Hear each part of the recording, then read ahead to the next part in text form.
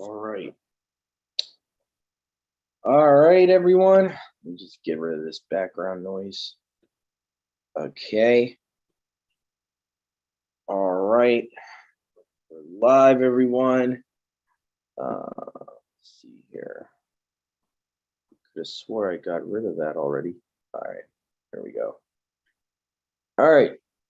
Shalom, everyone. I'm Brother Doug with the Waking by Yahuwah Assembly and Yahuwah Almighty Yahushua Messiah.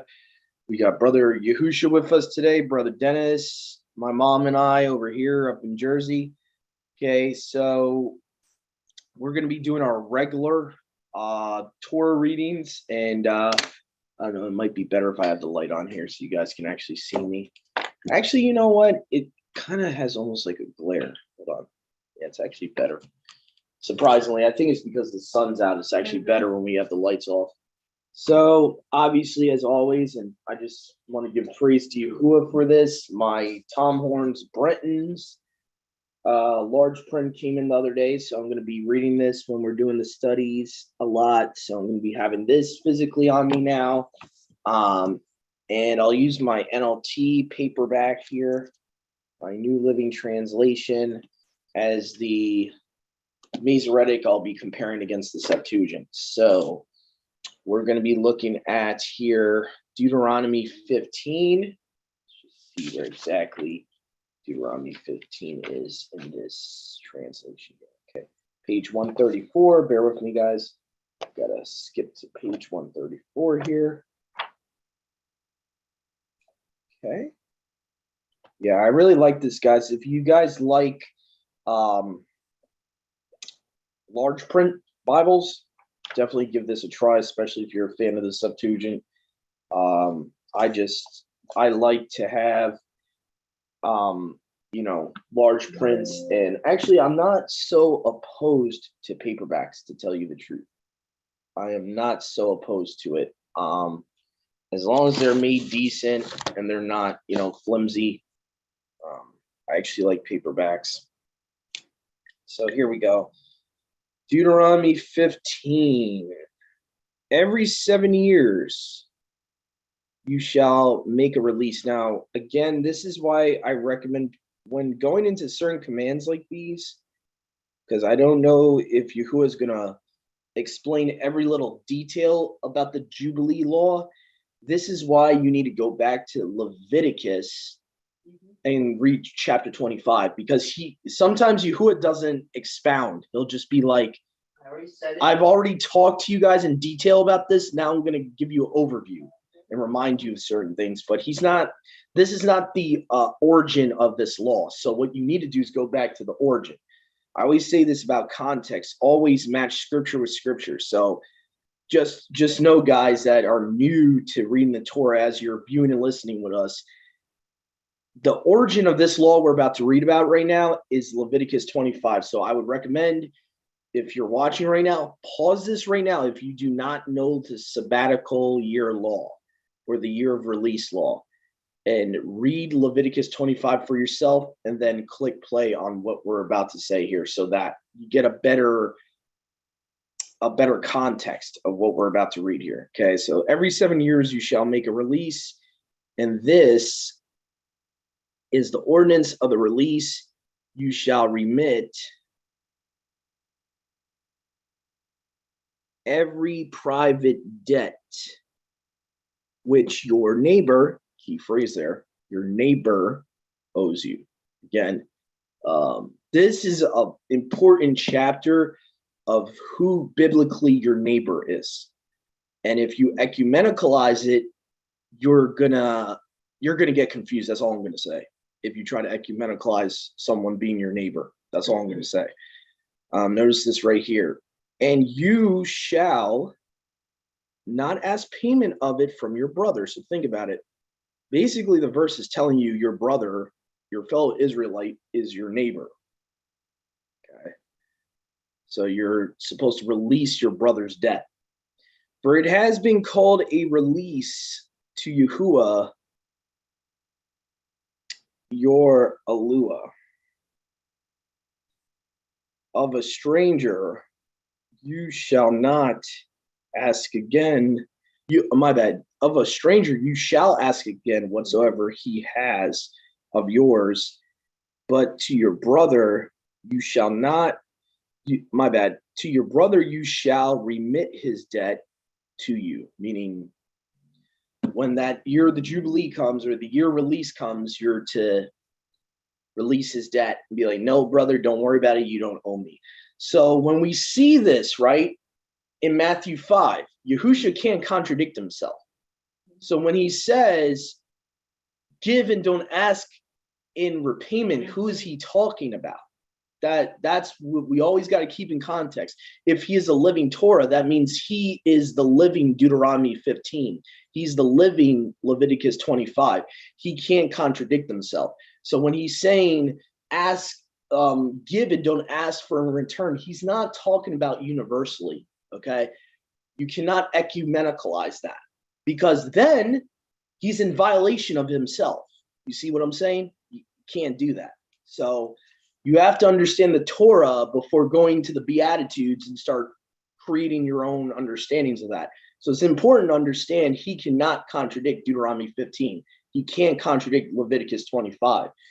It is completely allowable and righteous for us to not release debt that the Gentiles owe us, is what I'm trying to say. And that's what this verse is literally saying. It's saying you are allowed to hold a debt that a Gentile owes you and never release it. There's no chapter or verse in the Torah that says you have to treat them the same as your brother and sister. There's no, so I'm just putting that out there. Okay. For thus, there shall not be a poor person in the midst of you. Again, in the midst of you or among you means among Israel, not the whole world, among Israel. So very important there. For Yahuwah your Elua will surely barak you in the land which Yahuwah your Elua gives you by inheritance, that you should inherit it. If you shall indeed hearken to the voice of Yahuwah your Elua, to keep and do all these commands, as many as I charge you this day. For Yahuwah your Elua has baruched you in the way which he spoke to you. Then you shall lend to many nations, but you shall not borrow. And you shall rule over many nations, but they shall not rule over you. Now, just to explain, this is like a baraka he's pronouncing over them. What he's saying is, if you do these things, keyword if, you will be able to lend to many nations, you'll never have to borrow. That's the context of that. Not that he's commanding them, saying to never borrow from anyone. So I know some people interpret that, but if you look in the beginning verse there, it says if. If is conditional. If means if you do what I tell you to do, you'll never have to borrow. That's the context. But obviously we find out later on, they break his covenant. Guess what? Now they got to depend on the nations to support them. Now they got to depend on the Gentiles to feed them, right? So we see that it's conditional. It's not, oh, well, you're never supposed to borrow, And I'm not trying to make fun of anyone that believes that. Just you got to look at things in context, though. The if is there, okay? So if that's a commandment, if shouldn't be there. It should just say you cannot borrow, or you cannot, you know what I'm saying? Or he would say you don't have any power to borrow from a Gentile. That if he was commanding that as an actual commandment, the language would be there, okay? Anyway. So, and if there shall be in the midst of you a poor man of your brothers in one of your cities in the land which Yahuwah your Elua gives you, you shall not harden your heart, neither shall you by any means close up your hand from your brother who is in need or want. So when we look at Proverbs, right, it talks about don't close your hand to the poor. We can't eisegetically ecumenicalize that without the context. Solomon's not telling you what poor person. He's just saying the poor. The problem is that Christianity takes that one verse of itself and builds a whole new doctrine. Yeah. Solomon knows the Torah. He doesn't feel the need to expound on that. So what you got to understand is what was said before Proverbs. Proverbs is not a new law of itself. Proverbs has to depend on Deuteronomy, has to depend on Leviticus. That's what I'm trying to say. We have to keep the whole Bible in context. We can't take one new doctrine out of nowhere because he's not giving you the context. Because Solomon is really, a lot of what he's writing is general wisdom. And a lot of what he's writing is stuff that, you know, he's writing to a Hebrew audience. So what you got to understand with Solomon is he's not going to expound on every little aspect of the Torah. So you have to realize that when you're reading Proverbs. So that's just a word of wisdom I would give people. Don't try to build new doctrines out of Proverbs without the context. So anyway, so who is in want, your brother who's in want, you shall surely open your hands to him and shall lend to him as much as he needs according to his need, or wants according to his need. Now, it's key phrase there. It says according to his need. This is not like if your brother is asking a car from you or materialistic things. This is talking about necessary need, like food, clothing.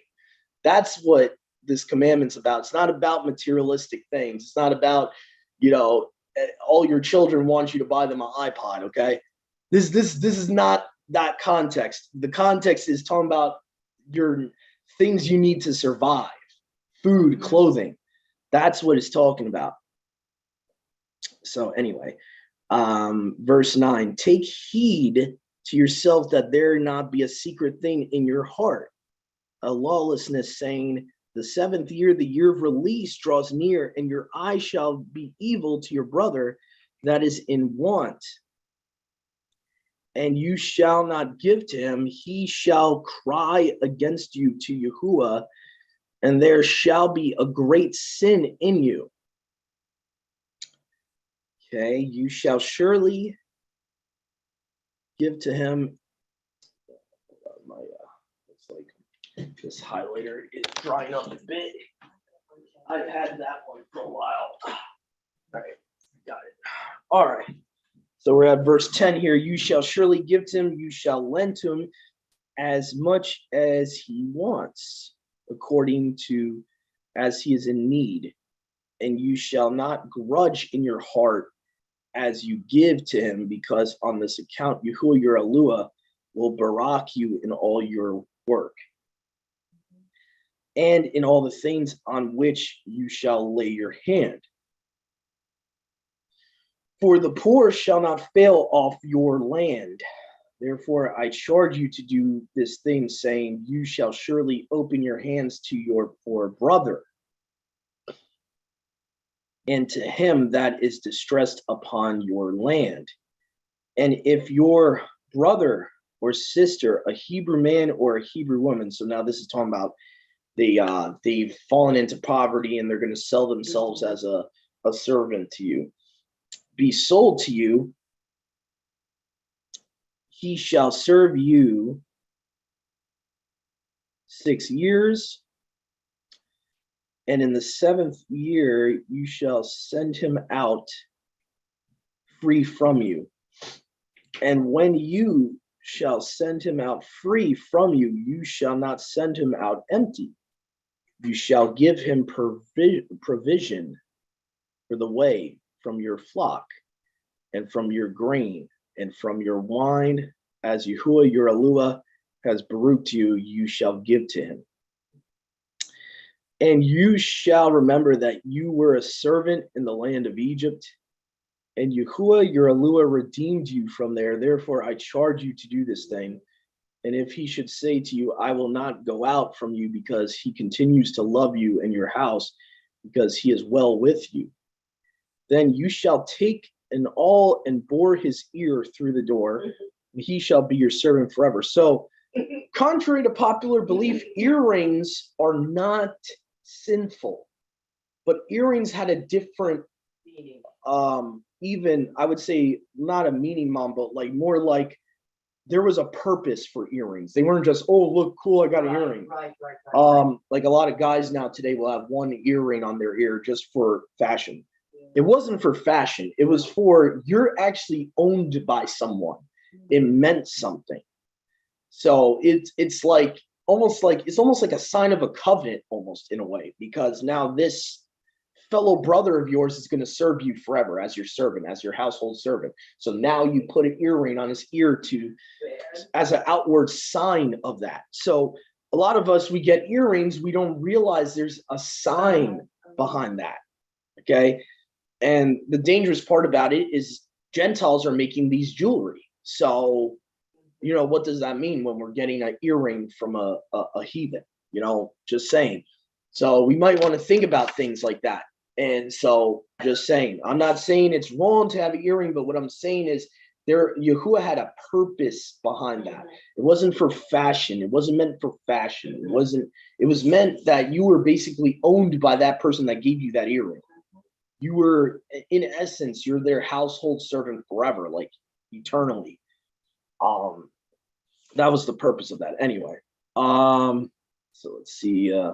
And in like manner, you shall do to your maidservant. It shall not seem hard to you when they are sent out free from you, because your servant has served you 6 years according to the annual hire of a hired servant. So Yahuwah your Elohim shall barak you in all the things whatsoever you may do. Okay, verse 19. Every firstborn that shall be born among your kindred in your sheep, you shall set apart the males to Yahuwah your Elohim. You shall not work with your firstborn calf. You shall not shear the firstborn of your sheep. You shall eat it before Yahuwah year by year in the place which Yahuwah your Elohim shall choose you in your house. And if there be in it a blemish, if it be lame or blind, an evil blemish, you shall not sacrifice to Yahuwah your Elohim. You shall eat it in your cities. The unclean in you, the clean, you shall eat it like manner as the doe or the stag. Only you shall not eat the blood, you shall pour it out on the earth as water. So very interesting. And that's the end of chapter 15 there. So pretty, I would say, self-explanatory stuff here. Not too hard to understand this. It's just that a lot of things here we're not used to. But again, as far as the beginning part of this chapter, you definitely got to understand who your neighbor is to fully understand why you're only allowed to do this, or you only have to do this for your brother. You got to understand that, like, the 80-90%, it says neighbor in the Old Testament is talking about your fellow brother in the faith, in the belief. It is never talking about a Gentile, heathen, out of covenant. It's never talking about that. So when we look at previous commands like love your neighbor as yourself, you got to understand that's a different type of love than loving your enemy. We are commanded, right, to love our enemies, yes, but are we commanded to love our enemies as ourselves? No. We're commanded to love our neighbor as ourselves. So there is a distinction in Scripture. There is a distinction. It's a different type of love. It's a different type of love. Like, to give you the best example, right? Did David love everyone like he loved Jonathan? No. Jonathan was his brother, right, in the faith. Yes. He loved him different than he would love an Amorite or a Hittite or a Philistine. Okay, he's not going to, and that's a whole nother topic. But there is no biblical concept of equality.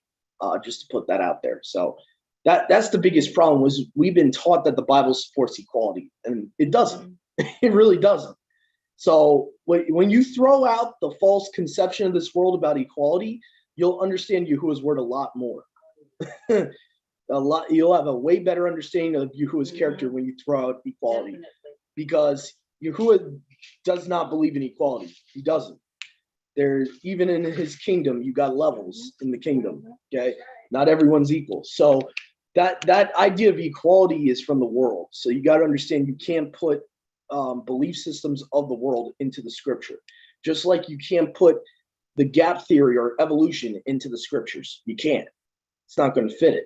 So anyway, and end of my rant there. But that's the point. So if you're still not understanding this, just realize you kind of have to take out any preconceived biases you might have to fully understand his word. Obviously, his ruach's going to lead you, but mentally, you also have to take out these preconceived worldly philosophies, get them out for you to fully understand his Torah. So that's what I would recommend. That's my personal advice. But anyway, chapter 16. Mom, would you like to read chapter 16? Sure. Passover.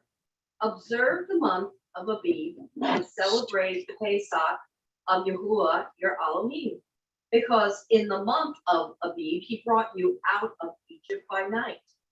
Sacrifice as the Pesach to Yahuwah your Elohim an animal from your flock or herd at the place that Yahuwah will choose as a dwelling for his name.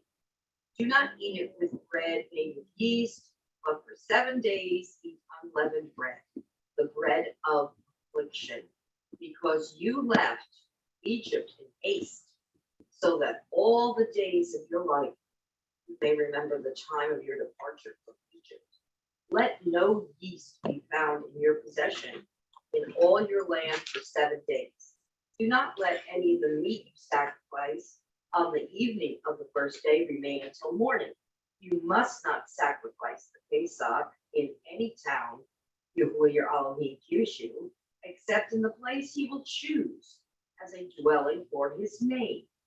There you must sacrifice the Pesach in the evening when the sun goes down on the anniversary of your departure from Egypt. Roast it and eat it at the place Yahuwah your Elohim will choose. Then in the morning return to your tents.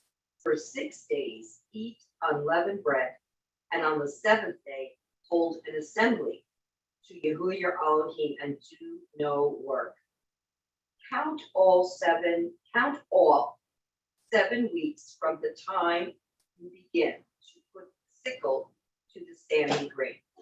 Then celebrate the Feast of Weeks to Yahuwah your Elohim by giving a freewill offering in proportion to the barakas that Yahuwah your Elohim has given you.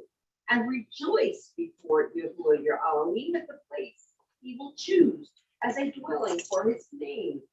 You, your sons and daughters, your men servants and maid servants, the Levites in your towns, and the aliens, the fatherless and the widows living among you.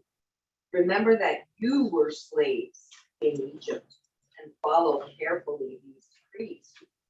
Celebrate the Feast of Tabernacles for 7 days after you have gathered the produce of your threshing floor and your winepress. Be joyful at your feast, you, your sons and daughters, your men servants and maid servants, and the Levites, the aliens, the fatherless, and the widows who live in your towns. For 7 days, celebrate the feast to Yahuwah your Elohim at the place that Yahuwah will choose. For Yahuwah your Elohim will bless you, will barak you in all your harvest and in all the work of your hands, and your joy will be complete. 3 times a year, all your men must appear before Yahuwah your Elohim at the place he will choose, at the Feast of Unleavened Bread, the Feast of Weeks, and the Feast of Tabernacles. No man should appear before Yahuwah empty-handed. Each of you must bring a gift in proportion to the way Yahuwah your Elohim has baraked you. Appoint judges and officials for each of your tribes in every town that Yahuwah your Elohim is giving you, and they shall judge the people fairly. Do not pervert justice or show partiality. Do not accept a bribe, for a bribe blinds the eyes of the wise and twists the words of the righteous. Follow justice and justice alone, so that you may and possess the land that Yahuwah your Elohim is giving you. Let me see here. Double check here. I keep getting these weird notifications. Okay. Yeah, pretty self-explanatory here. Again, now this is the law here of the Passover sacrifice. Now, not to get confused with, this is not the Passover meal. Okay, it's not, and I'll tell you why. Is the lamb a sheep or an ox? No. Okay, so it says here in the Septuagint, this is why I recommend reading chapter 16 of the Septuagint. It says, you shall sacrifice, not slaughter, different concept, okay? Sacrifice you to Yahuwah your Elohim sheep and oxen in the place which Yahuwah your Elohim shall choose to have his name called upon it. Now, what does that phrase talk about? Shall have his name called upon it. That's talking about either the tabernacle at this point in time, later on would be the temple in Jerusalem. The Passover meal did not have to be eaten in the temple. So we have to understand this is different from Exodus 12, two different concepts. This is the sacrifice, the offering of the Passover. This is not the meal. This is not the lamb. So we must understand this. To fully understand this, this is why I recommend there's certain chapters in scripture you have to switch to the Septuagint, because the Masoretic is going to be generalized. It doesn't have sheep and oxen in there. You know, you would already have to have a preconceived understanding of what the herd means. So that's why I recommend reading the Septuagint for this chapter, because it gives you more context. Go ahead, Brother Yahusha. Let me find what I'm looking for. Come back to me in a minute. Okay, sure. What I find interesting too, it says, you shall eat unleavened with it, bread of affliction. Yeah. Which again kind of leans more into my understanding of whether it's bitter herbs or bitterness, because we see it's being called bread of affliction. The word bitterness or bitter herbs can the Hebrew and the Greek can both in sometimes point to a spiritual bitterness where you're actually eating that bread in affliction. So that's just my take on it, my personal take on it. I lean towards more, and I have no problem. Like this year, I ate the bitter herbs with it, but I think as a commandment, it's more talking about eating your bread in humbleness. You're actually, Right. you know, that's what I believe, but I could be wrong. Because you came forth out of Egypt in haste, that you may remember the day of your coming forth out of the land of Egypt all the days of your life. Then it talks about leaven shall not be seen with you in all your borders for 7 days. If you have a decent translation, it will say leaven, not yeast. Okay, I have a pet peeve about that, because yeast in general, not all yeast is the leaven being talked about. So yeah, feel free, Brother Yahusha, to unmute yourself whenever you find what you're looking for. So just wanted to give you a heads up about that. You can unmute yourself whenever you find it. So let's see here. So we're talking about the leaven. There shall not be left of the flesh which you shall sacrifice at evening on the first day until morning. You shall not have power. This is how we know it can't be the Passover meal here. It says, you shall not have power to sacrifice the Passover in any of the cities which Yahuwah your Elohim gives you, but in the place Yahuwah your Elohim shall choose. So again, if this is talking about the Passover meal, this would be really weird, since in Exodus 12, Yahuwah had them kill the lamb in their own households. You see what I'm saying? That he would be contradicting himself. But what does he keep saying? Sacrifice, sacrifice, sacrifice. The Passover meal is not a sacrifice. Right. So that's what you got to understand is that there were burnt offerings. There were sacrifices for the whole week of unleavened bread. So that's what Yahuwah is talking about in context here. We see it even saying the place, meaning the tabernacle or temple, you're supposed to sacrifice the animal to have his name called there. You shall sacrifice the Passover at evening at the setting of the sun. Now, a lot of people don't pay attention to this here, but this is different from the Passover meal. And if you go to Exodus 12 in the Septuagint, it doesn't say at evening. It says you are to kill the Passover lamb towards evening. So that's even different. So if you compare the two laws, they're not talking about the same thing. If you look at it in context, and it's important to understand that because people, if they misunderstand this chapter, they'll think they're not supposed to eat the lamb today. You see, Mom, see why it's important? I do. So if you don't know it's a Passover offering, just to let everyone know, it's talking about the offering, not the meal. Okay. Right. So no, he did not change where you're able to eat the lamb. You can eat the lamb in your own households. This is talking about an offering. This is talking. Right. So That's right. this is why it's important. Mhm. Okay. Then it talks about when you came out of Egypt. Here's the biggest smoking gun that this is not the Passover meal. What does it say in verse 7?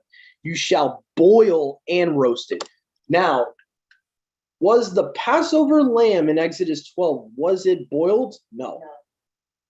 But you're allowed to boil this sacrifice. So now I don't know if in the Masoretic it says boil and roast. It might just say roast. I don't know. Yeah, it doesn't say boil. See, that's what confuses people, makes them think that it's the Passover meal because they're leaving stuff out like that. Anyway, so yeah, is supposed to say boil and roast in verse 7. So that shows that this is separate from the Passover meal. 6 days you shall eat unleavened bread. On the 7th day is a set apart day, a feast to Yahuwah. You shall not do any work. That's a key phrase there. Do not do any work except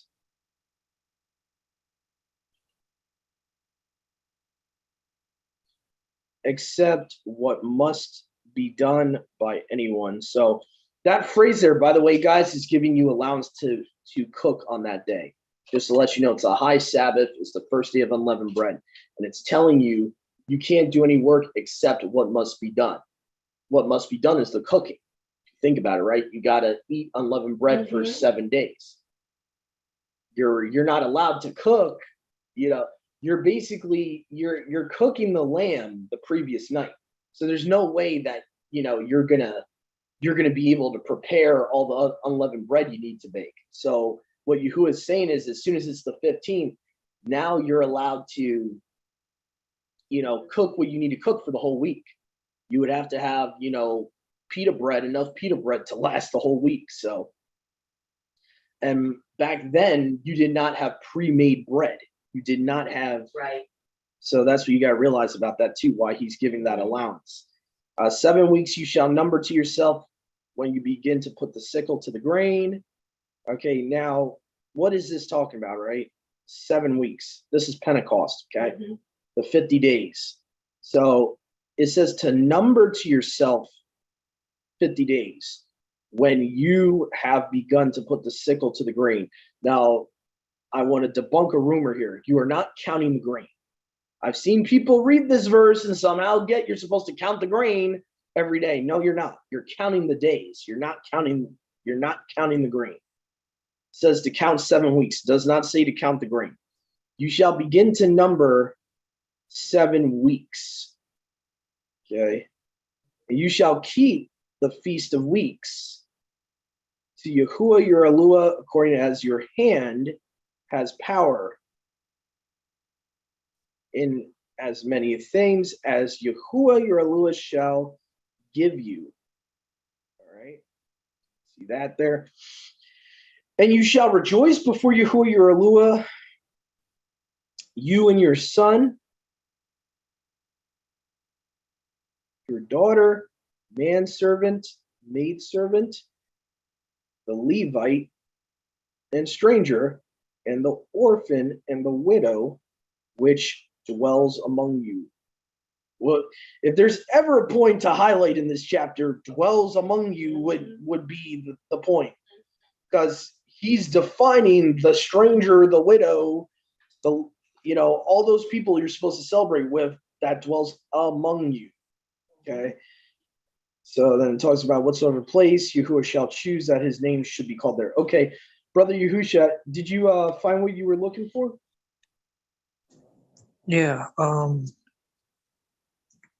So we talked about appearing before Yahuwah 3 times in the year in this chapter. I was reading the Exodus account the other day, and I think most translations would read like this. Exodus 23:14 and on is what's confusing. So it says, 3 times you shall keep a feast to me in the year. Take heed to keep the feast of unleavened bread. 7 days you shall eat unleavened bread, as I charged you at the season of the month of new grain. For in it you came out of Mitzrayim. You shall not appear before me empty. And you shall keep the feast of harvest, the first fruits of your labors, whatsoever you shall have sown in your field, and the feast of completion at the end of the year, in the gathering of your fruits out of your field. So I'm just like wondering, like, which one would be the feast of completion? The completion is supposed to be tabernacles, because technically you're by the time I guess because they consider it's at the end of the year when you get to tabernacles, like it's the end of that previous feast season, so maybe that's why they call it that. Because once you get to the fall feast, you're already kind of going into the next year. You're kind of like you're finishing up the year at that point. So the only thing I can think of in context, because I do know that tabernacles is one of the 3 that the men had to go to the temple to present themselves. So if I was just to blindly guess here, I would say tabernacles would be that last 3rd feast he's talking about. You have obviously unleavened bread, matzah. You have Shavuot, and then you have tabernacles. I think that's what it's saying there. I can't think of any other feast you could be talking about, because trumpets, you don't go there to present yourself. Atonement, you don't go there to present yourself to give first fruits. As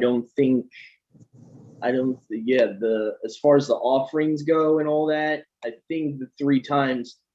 So let me just see if any of these translations make it a little bit more specific.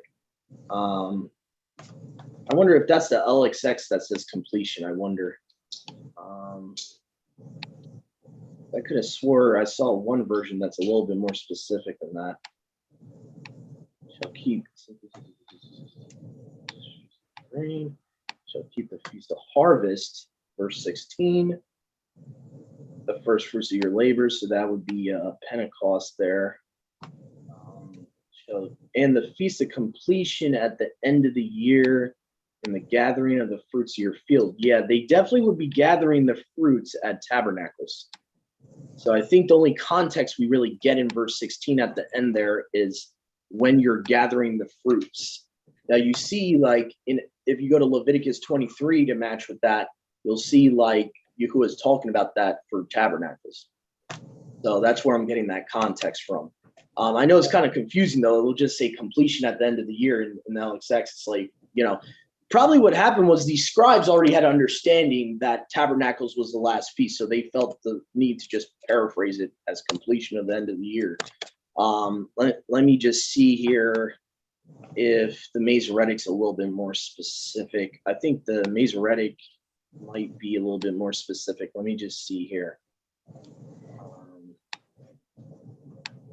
So, yeah, in gathering. Yeah, definitely tabernacles. Definitely. So when you compare the 2, I don't think they're contradicting one another. They're saying the same thing. So the ingathering would be tabernacles, which is what the Septuagint paraphrases as the feast of completion at the end of the year. Okay. Yeah, because even the Masoretic is saying the feast of ingathering, which is at the end of the year. Okay. Yeah. So yeah, it's definitely good to compare the two versions in that verse. That would be my recommendation.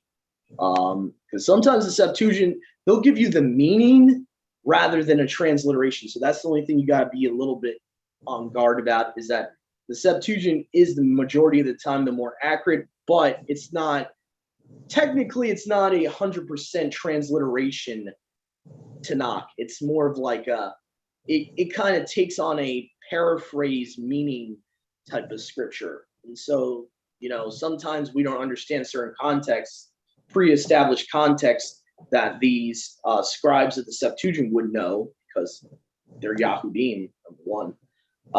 So it's good to have like the Masoretic handy to compare. Yeah, so I'm just looking at the LXX, because sometimes, not the LXX, but the NLT, if they make it even more obvious. So celebrate the festival of the harvest when you bring in the first crops of your harvest. Finally, celebrate the festival of the final harvest. I kind of like how the NLT puts it, the final harvest, which, Sukkot.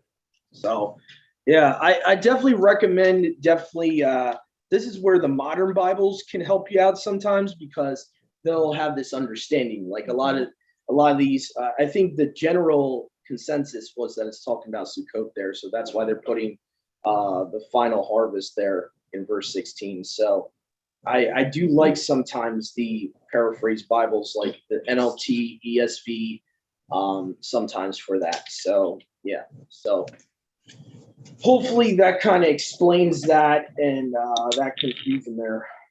Oh yeah, most definitely. But yeah, so it is kind of weird too, and a little bit confusing that it says end of the year when technically you still have like, a couple more feasts before it's actually at Abib. So I get confusion there. So I guess to them though, it is kind of like the end of the year, because really you only got like, 2 or 3 more feasts, and then you're going into Abib that's fine that following spring. So I guess to them it is technically the end of their previous feast season. Maybe that's what I'm kind of thinking, why they call it the completion of the year, or as it's getting close to the end of the year. Definitely the wording doesn't help completion of the year.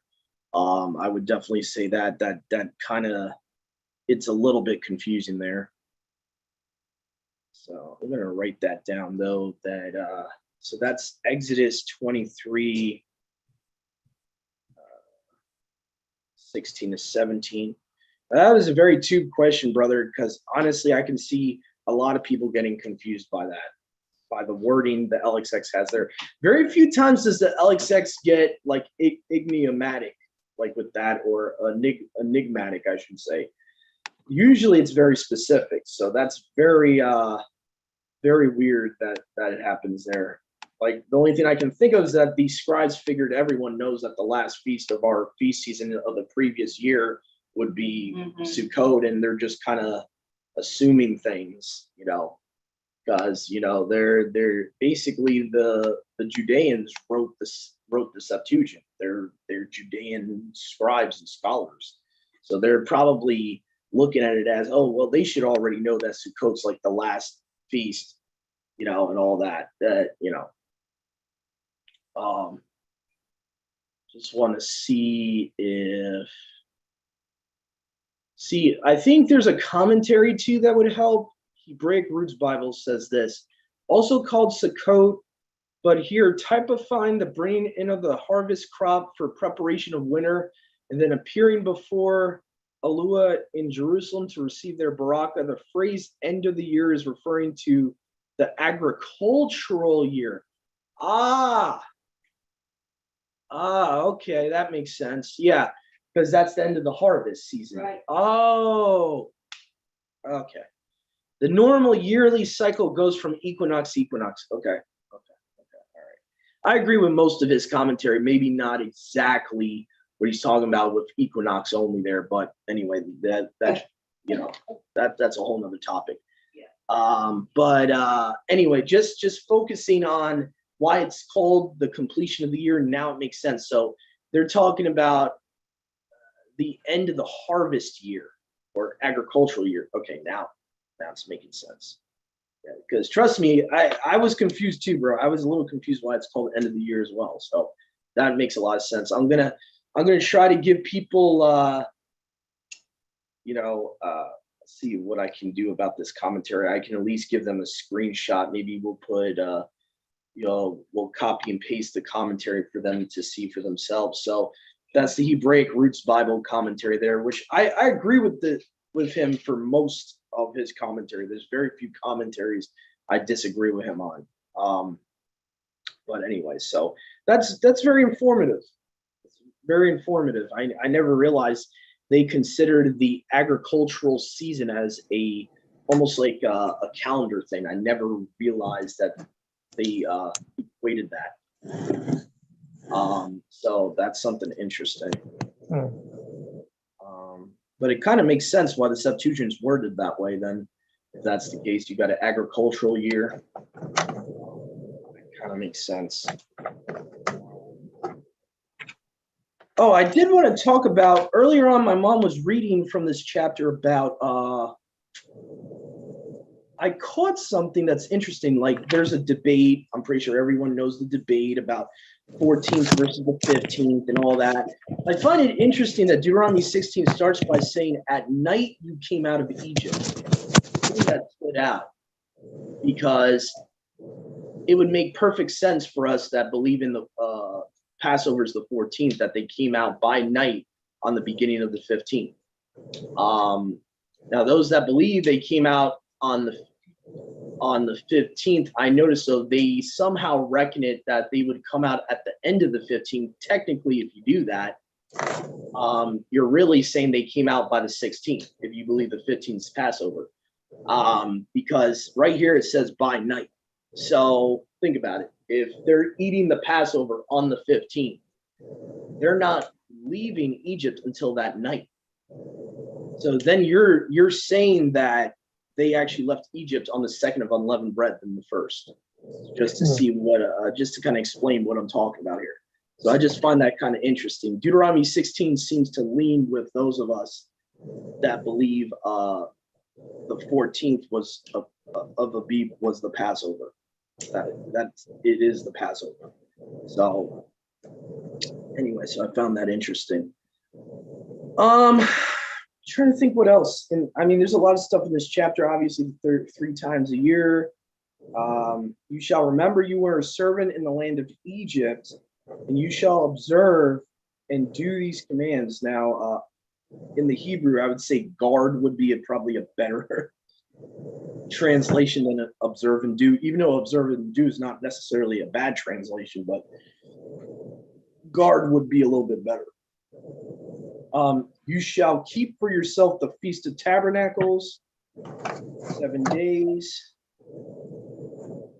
When you gather in your produce from the grain floor and from your wine press, and you shall rejoice in your feast, you and your son and your daughter and your manservant and your maidservant and the Levite and the stranger and the orphan and the widow that is in your cities. 7 days you shall keep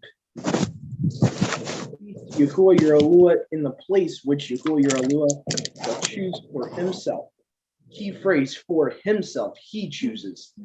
Because I've seen people like try to say, well, you know, this year we're going to have it at this person's house or this and that. And I'm like, that's not what he's talking about. He's talking about this is like part of the Torah we really can't fully keep, because Yahuwah intended and commanded in his law that for the feast they would come to the temple for the majority of the feasts. Like most of the feasts are commanded to go to the temple, and in the tabernacle before that. If Yahuwah your Elohim shall barak you in all your fruits, in every work of your hands, then you shall rejoice. So Tabernacles is one of those feasts you're commanded to rejoice. 3 times in a year shall all your males appear before Yahuwah your Elohim in the place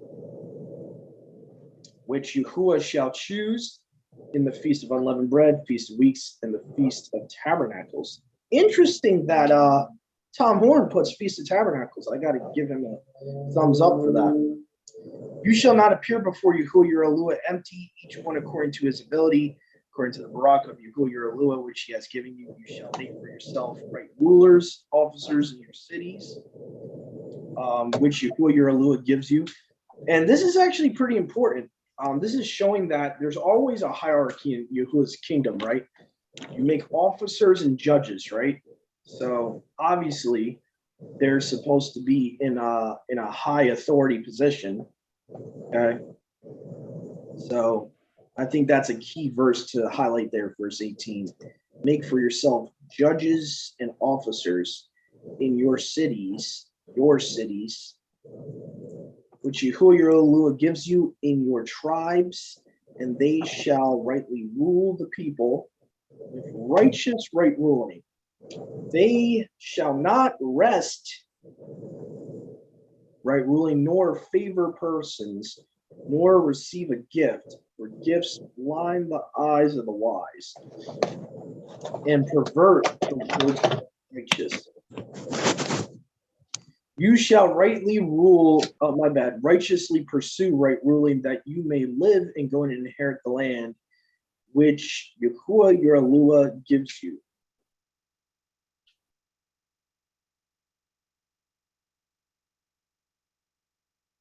Okay.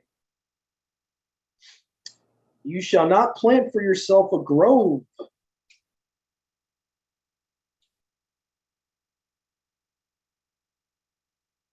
You shall not plant for yourself any tree near the altar of your Elua. You shall not set up for yourself a pillar which Yahuwah your Elua hates. Now, what's interesting about this is there's a certain religion out there that has violated all three. And really, all you have to do is like go to a local church that's in your city. Go to its parking lot and look and see, is there a weird Asherah triangle pole on top of the church? Is there, around December, is there a tree near the altar? Is there any type of sun pillar that's part of the construction of that church? Usually every church you can think of violates all three just by the construction of the church. The Asher poles today look like a witch hat. And almost every church has that on top of the building. Has like a triangle witch hat design. Almost all of them have Asher poles. They don't even know it. So that's just something to notice there. But yeah. All right, so we've done 15 and 16. And now we are at chapter 17, and we're going to choose a new reader, I think. Let's see here. Brother Dennis, would you like to read chapter 17?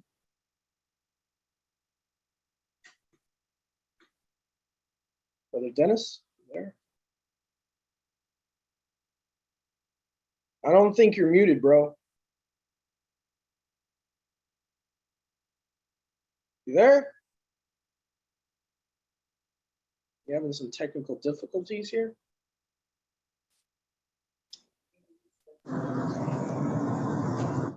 I can read it. Brother Dennis, you there? Yeah, my phone was muted. Huh. Okay. Would you like to read chapter 17 of Deuteronomy for us? Let's see.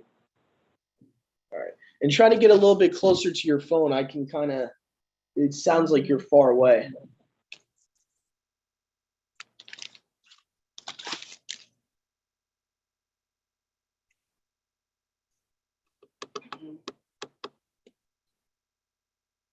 Chapter 17. Can you hear me okay? A lot better now. Yep. Okay. Hey, chapter 17 of Deuteronomy. Do not slaughter to Yahuwah your Elohim a bull or sheep which has any blemish, any evil matter, for that is an abomination to Yahuwah your Elohim. Where there is found in your midst, in any of your cities, which Yahuwah your Elohim is giving you, a man or woman who does what is evil in the eyes of Yahuwah your Elohim, in transgressing his covenant, and has gone and served other mighty ones, and bowed down to them, or to the sun, or to the moon, or to any of the hosts of Shamayim heavens, which I have not commanded, and it has been made known to you, and you have heard, and have searched diligently, and see if true. The matter is confirmed that such an abomination has been done in Yisrael, and you shall bring out to your gates that man or woman who has done this evil evil matter, and you shall stone to death that man or woman with stones. At the mouth of 2 or 3 witnesses shall he that is to die be put to death. He is not put to death by the mouth of one witness. The hand of the witnesses shall be first against him to put him to death, and the hand of all the people last. So that you shall purge the evil from your midst. When any matter arises which is too hard for you to judge, between blood and blood, between plea and plea, or between stroke and stroke, matters of strife within your gates, and you shall rise to go up to the place which Yahuwah your Elohim chooses. He shall come to the priests, the Levites, and the judge who is in those days, and shall inquire, and they shall declare to you the word of right ruling. And you shall do according to the word which they declare to you from that place which Yahuwah chooses. And you shall guard to do according to all that they instruct you. Do according to the Torah in which they teach you, according to the right ruling which they say to you. You do not turn to the right or to the left from the word which they declare to you. The man who acts arrogantly, so as not to listen to the priest who stands to serve there before Yahuwah your Elohim, or to judge, that man shall die. So you shall purge the evil from Yisrael. And let all the people hear and fear, and no longer do arrogantly. When you come to the land which Yahuwah your Elohim is giving you, you shall possess it and shall dwell in it. And you shall say, let me set a sovereign over me, like all the Gentiles that are around me. You shall certainly set a sovereign over you, whom Yahuwah your Elohim shall choose. Set a sovereign over you from among your brothers. You are not allowed to set a foreigner over you, who is not your brother. Only he is not to increase horses or for himself, nor cause the people to return to Mitzrayim to increase horses. For Yahuwah has said to you, do not return that way again. And he is not to increase wives for himself, lest his heart turn away, nor is he to greatly increase silver and gold for himself. And it shall be, when he sits on the throne of his reign, that he shall write for himself a copy of this Torah in a book, from the one before the priests, the Levites. And it shall be with him, and he shall read it all the days of his life, so that he learns to fear Yahuwah his Elohim, and guard all the words of this Torah and these laws to do them, so that his heart is not filled up above his brothers, and so as not to turn aside from the command, right or left, so that he prolongs his days in his reign, he and his children in the midst of Yisrael.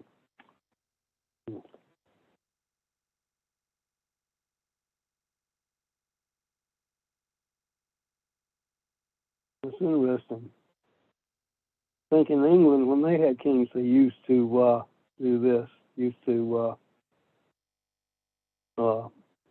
write for himself a copy of this Torah in a book, and the one before the priests, the Levites.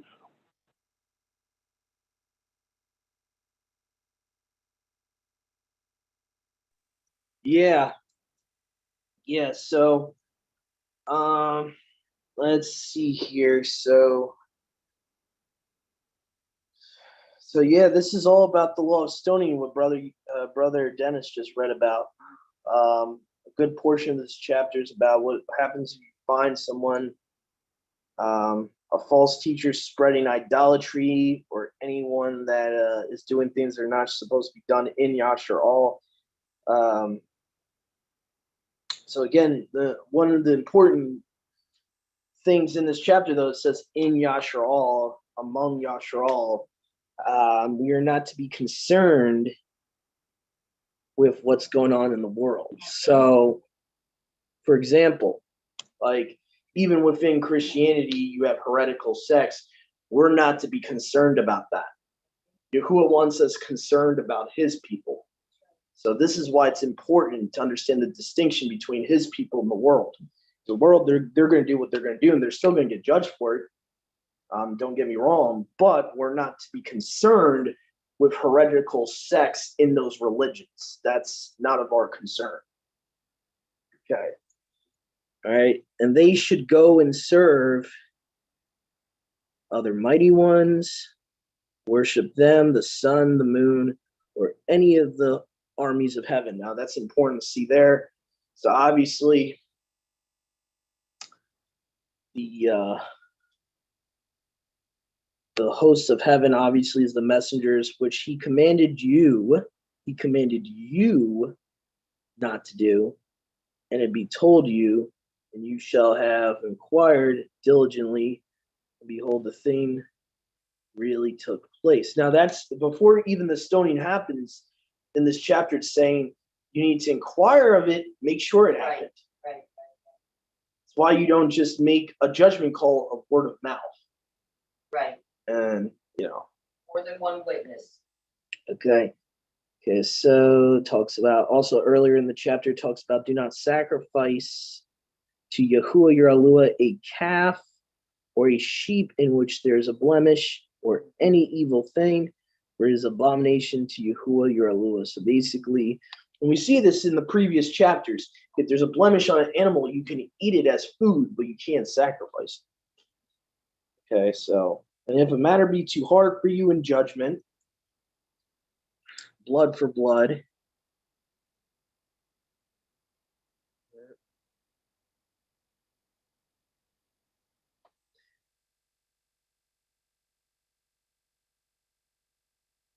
between cause and cause, between stroke and stroke, between contradiction, matters of right ruling in your cities, then you shall arise and go up to the place which Yahuwah your Alua shall choose.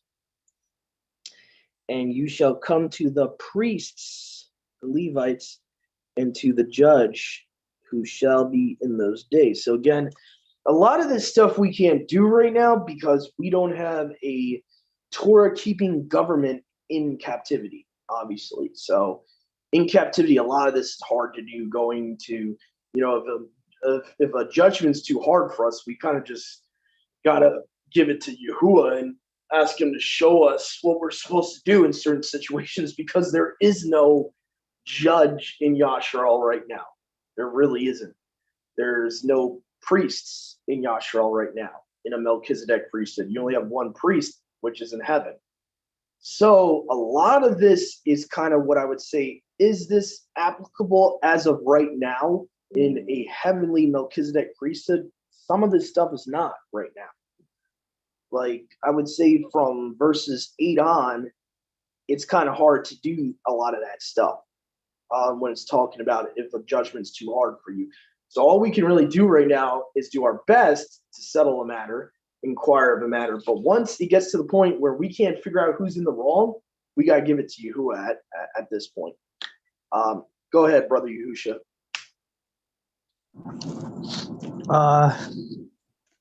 Where it says, and it shall be with him, and he shall read it in all the days of his life, that he may learn to fear Yahweh your Elohim, and to keep all these commandments, and to observe these ordinances, that his heart be not lifted up above his brothers. It's interesting because it just points out the fact that, you know, Yahuwah does establish leaders within Yashraal. Right here, it's talking about a king, but he's saying that his heart be not lifted up above his brothers, showing that even in that position, like you're not given that position because you're better than or you're above. You're given a position to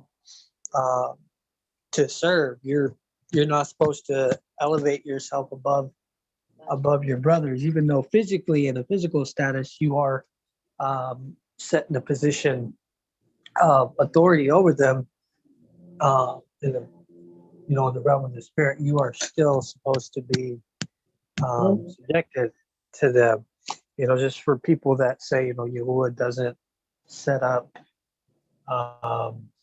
leaders or teachers, or we only have one shepherd, or Yep.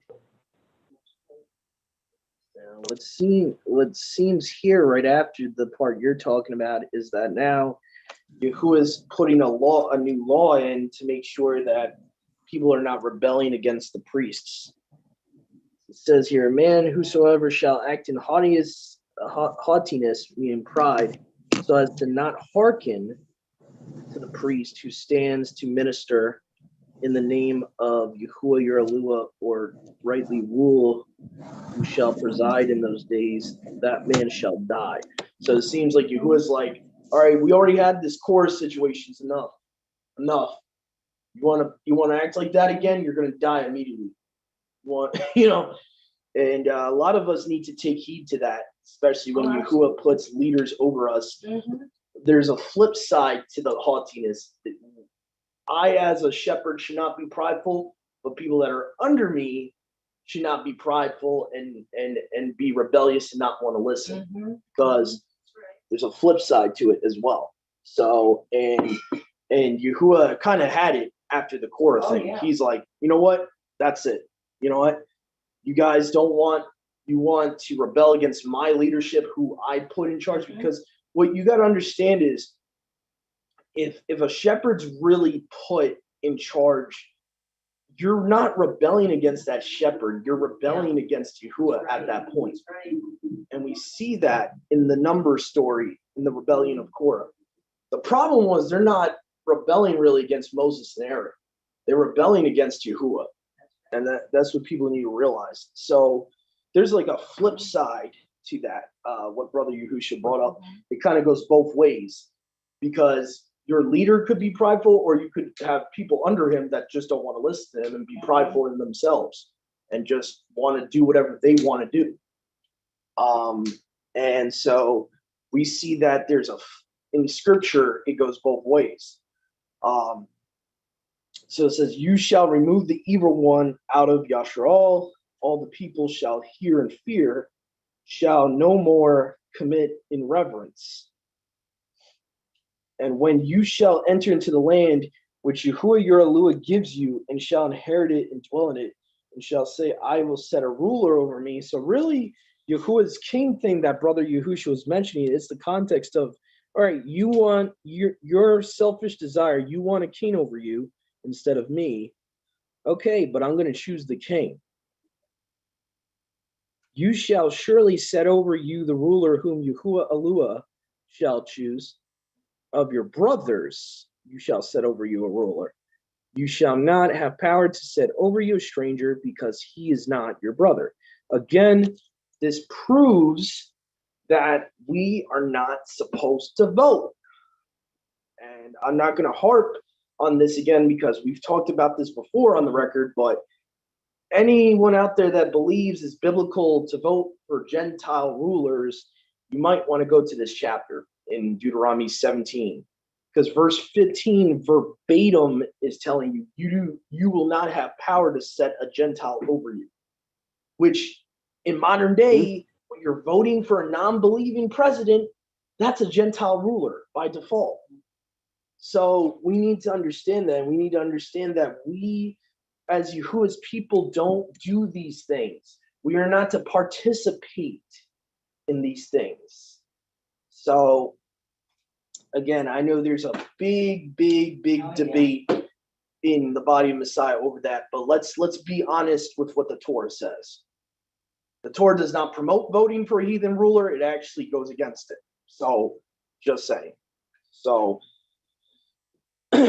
anyway, he shall not multiply to himself horses. So this is talking about the king here.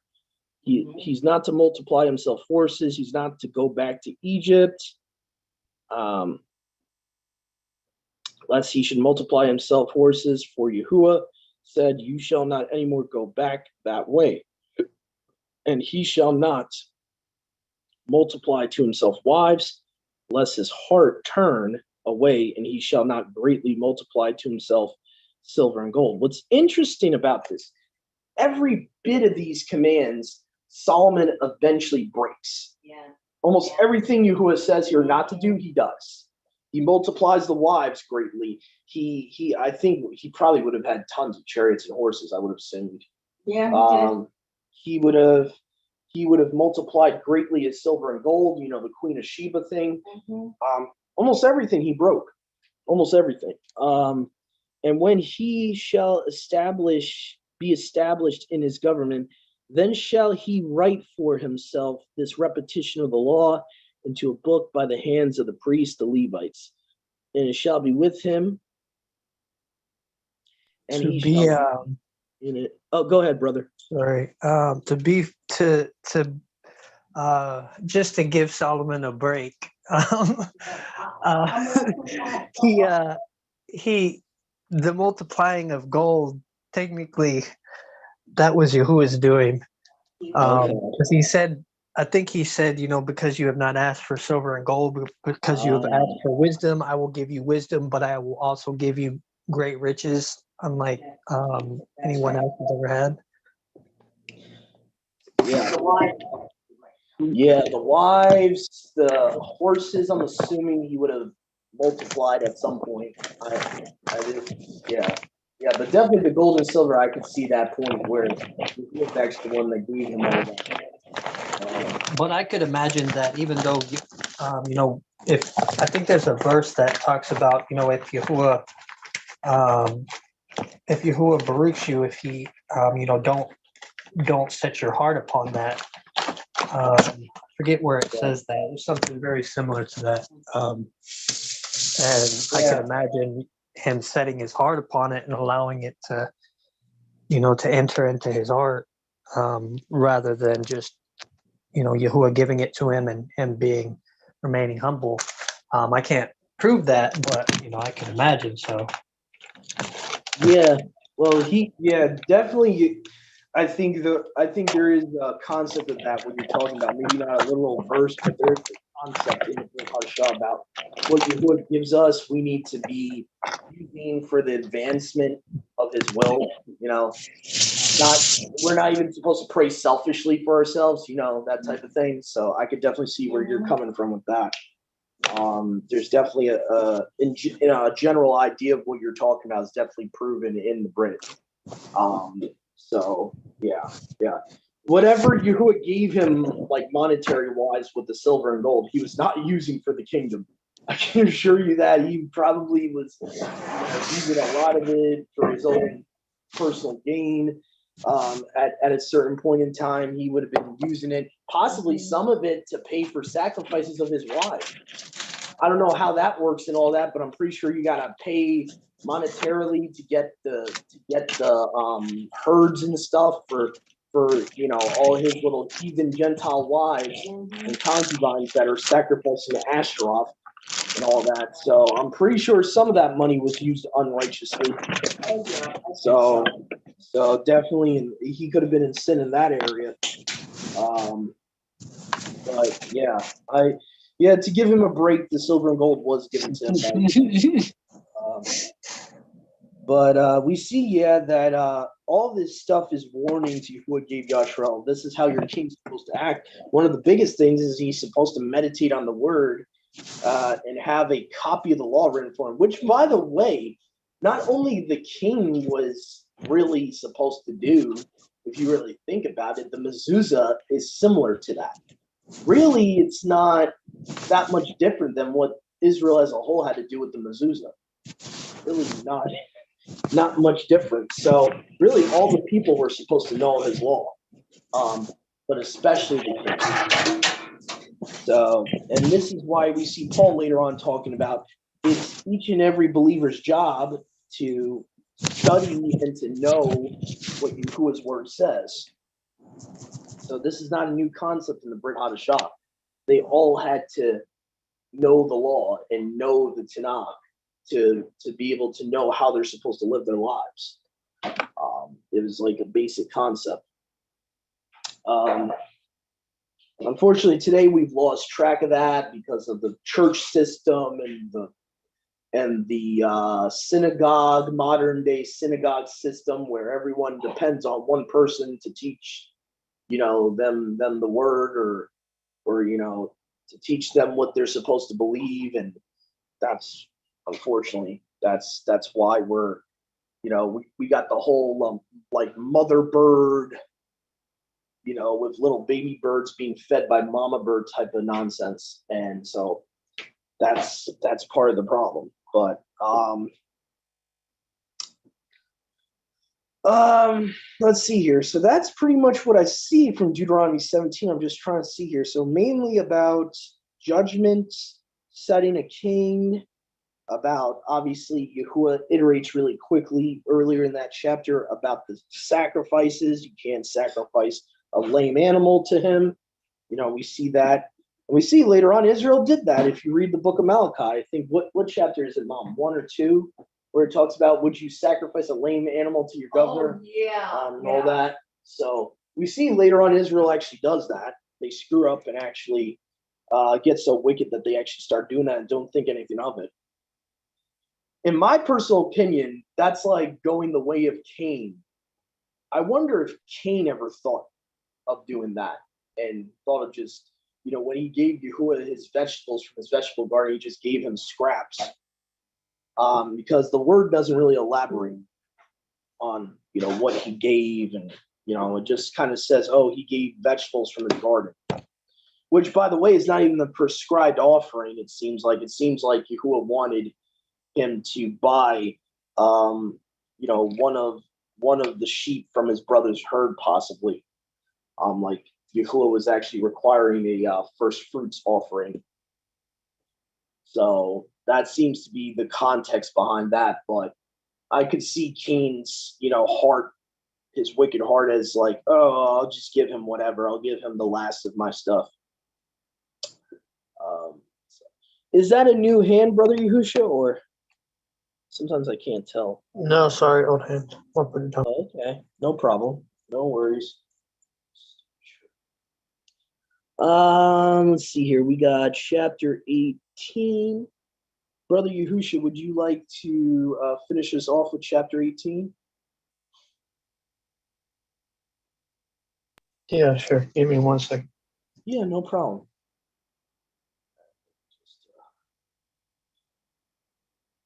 Getting a little hungry, huh, Mom? Yeah.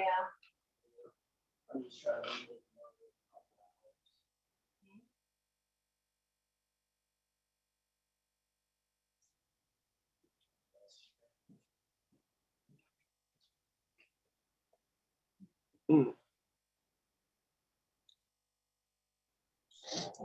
Water. Deuteronomy 18.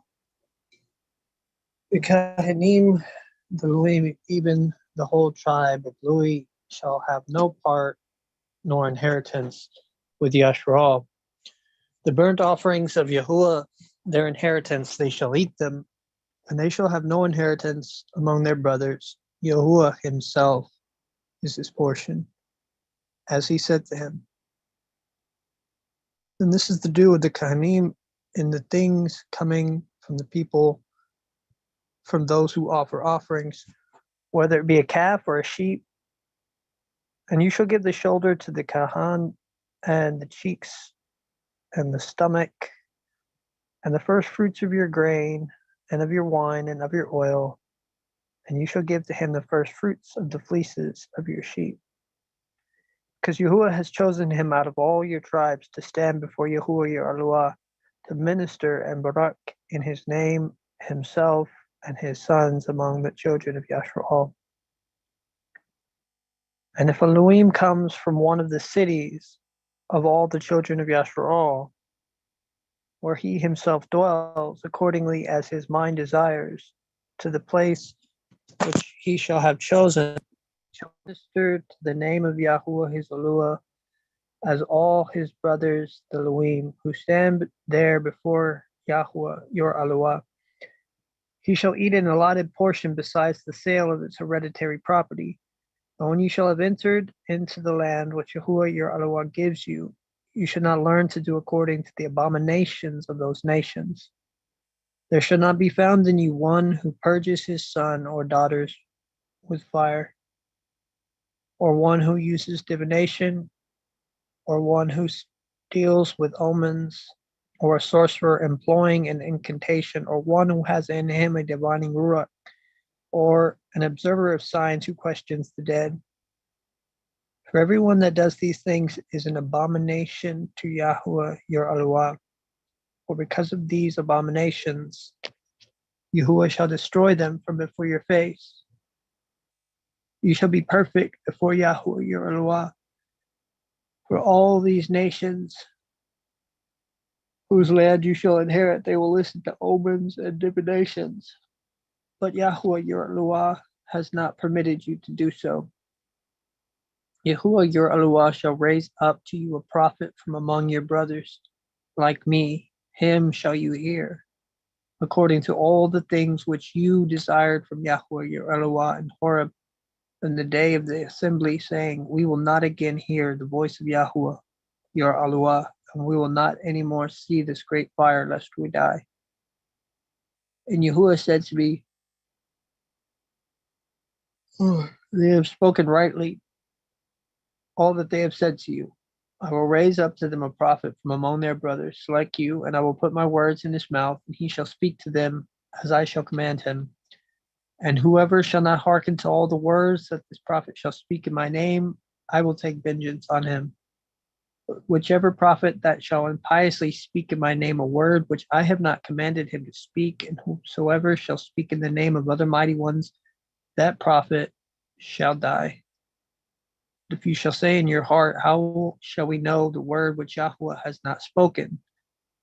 Whatever words that prophet shall speak in the name of Yahuwah, and they shall not come true and not come to pass, this is the thing which Yahuwah has not spoken, that prophet has spoken wickedly. You shall not spare him. There's some serious stuff. You need to be very careful about speaking prophecies in his name.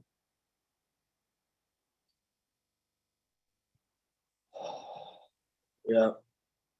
I love the verse 15 here. It says, Yahuwah shall raise up to you a prophet of your brothers. So Yahuwah is the one doing it.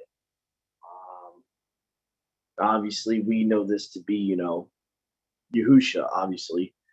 Those of us that know prophecy, this is basically a foreshadowing of Yahusha's human ministry as a prophet, that he would be like the prophet unto Masha. What's interesting, though, is that many don't see the foreshadowing even immediately to Mom. Wasn't Joshua's son of Nun a prophet? I think he was considered a prophet. Maybe. I don't know for certain. Okay, so I just find it interesting if he was, because he literally came after Masha, like physically. He took over the reins after Masha, and you can see many parallels, in my opinion, from Yahusha, son of Nun, to Yahusha HaMashiach, Yahusha the Messiah. There's many parallels between the two. the way I look at it is to fully get the full character of Yahusha, you have to have Yahusha, son of Nun, and Yahusha, son of Yehuzadak, the high priest. When you take those two mortal Yahushas, you put both of their characters and roles together, you get Yahusha the Messiah. It's almost like in the Jewish tradition how they have Messiah ben David and Messiah ben Joseph. So when you take Yahusha son of Nun and Yahusha son of Yehuzadak together, you get Yahusha the Messiah, because Yahusha in his second coming will be a conquering king. He'll be a warrior, which is Yahusha son of Nun was. Yahusha son of Yehozadak is the high priest in his time.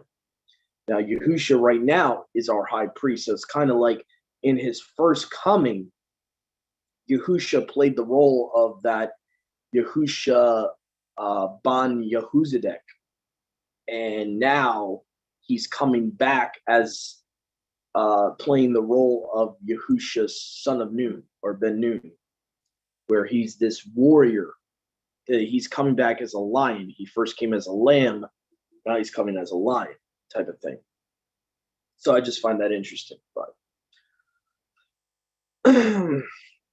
so we see that Horeb is another name of Sinai here. That's interesting to note. Let me see here. I want to look at something really quick, because I remember there was something in verse 16 or 17 that jotted out to me in the Unkelos. Let me just look at something really quick in chapter 18. It's at verse 16 and 17. According to all that you did ask before Yahuwah your Elohim at Horeb on the day of the assembly, saying, let me not again hear the voice of the word of Yahuwah my Elohim. Let me not see the great fire anymore, lest I die. So I find that interesting.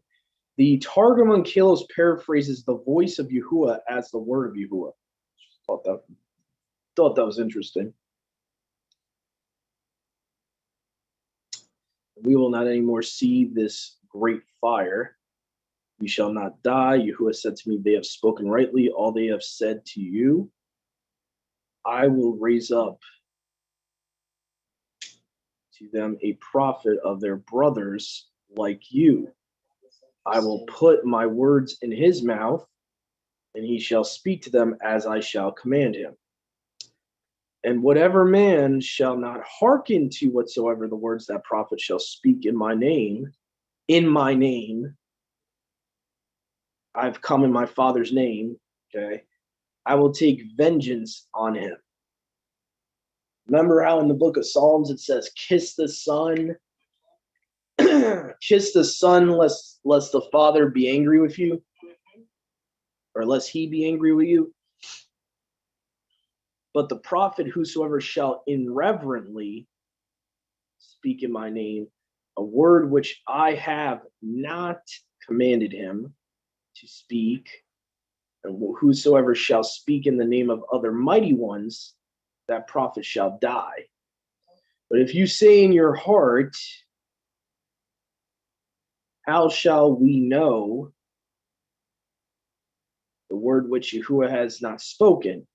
Whatsoever words that prophet shall speak in the name of Yahuwah, and they shall not come true and not come to pass, this, the thing which Yahuwah has not spoken, that prophet has spoken wickedly, you shall not spare him.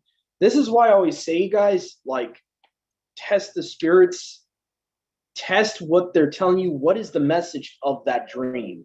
What is the message of that prophecy? Not just a dream, like in general, but say someone says, oh, well, thus says, the Lord, or even those that speak in Yahuwah's literal name. This is supposed to happen. Okay, well, what is the message? Is repentance part of the message? Is turning back to his Torah part of the message? Because if not, it's just their own words. And we see that right here in Deuteronomy 18. that there will be prophets that will speak and claim that something's supposed to happen and doesn't happen. It's not from him. And that's another thing too. A real prophet of Yahuwah, when they speak about something happening, it happens. It's one of the signs of a real prophet. So you got tons, and I'll just give you an example because Christianity is like the easiest. I hate to always pick on them, but they're the easiest when it comes to false prophecies. You got like people like Ellen G. White, supposedly, that has like all these prophecies in her books. You got the Mormons, the Jehovah Witnesses that supposedly knew the exact date of his second coming, supposedly, even though it says no man will know. Even though it says that right in the word. And Paul says we know the season. We don't know the day and the hour. We know the season. So anyone that says, oh, well, he's going to return on this exact year even, is making up their own stuff, because scripture does not even hint to that we would know the exact year of his second coming. Okay, so that's very clear that those are false prophecies. What's scary is even people in this walk, we know we're saying things like, I heard a word from you. Oh yeah. Yeah, I mean, like leaders. I can name Like a bunch leaders, of them yeah. right off the Yeah, top of my head. leaders. People, Not that just we people, used to think leaders. were right on target. Not just people, I'm talking about leaders. We're talking about leaders. We're talking about shepherds that are doing this. Okay? Yeah. This is why you have to test the spirit. And this is why I really feel bad for brothers out there that came from a Pentecostal upbringing, because that spirit is still with them. That spirit, that demonic Kundalini spirit of Pentecostalism is still with them, and they think it's Yahuwah's spirit. So what's happening is they say, well, the Lord gave me a word. Well, Yahuwah is not the Lord, though. So that's what you got to understand. He's not the God of Christianity. Okay. So whoever's giving you a word that it goes against the pre-established prophecies, that can't be from Yahuwah. And that's another thing too I would recommend people look at is Peter gives us two warnings about prophecy. Okay. Number one, we can't make our own opinion about how prophecy is to be interpreted. Number one. Number two is that he says we have a more sure word of prophecy from the previous prophets. Meaning, if you think Yahuwah is giving you a word in a prophecy to give, that prophecy better not directly contradict what's already been said. I'll give you an example. Like the message my mom's talking about this particular individual was trying to claim that the greater exodus was supposed to happen this year. It never did. That's why we gotta be careful not to say stuff like that without any proof from the word. If you're gonna say something like that, it better match the word. It better match when the word says the second exodus is supposed to happen. Just for a very easy example of how we can mess up and say things of our own opinion. If you have an opinion when you think something has happened, the best thing to do, keep it to yourself. Don't give a message on it. And I'm speaking to shepherds out there. Keep your opinions to yourself, because it's opinion. It's not doctrine, it's opinion. So I have many opinions. Some I don't even say when it comes to prophecy, because prophecy is where you really got to go strict by what it says in black and white. That's what Kepha warns us about. There's multiple warnings in the Brit Hadashah, how we're to interpret prophecy, and we need to be careful about that. So, and that's another thing too. That's why I don't set dates. That's why we don't set dates here. We don't deceive our own selves in thinking we know the exact year or month or day that Yahushua is returning. First of all, I mean, not even to go into a whole rabbit trail, but there are certain things that have to happen before he returns. The biggest problem why Christianity sets dates is because they've been taught the heresy of the imminent rapture. Yeah. Okay? If you take away the imminent rapture, you wouldn't have people setting dates like that.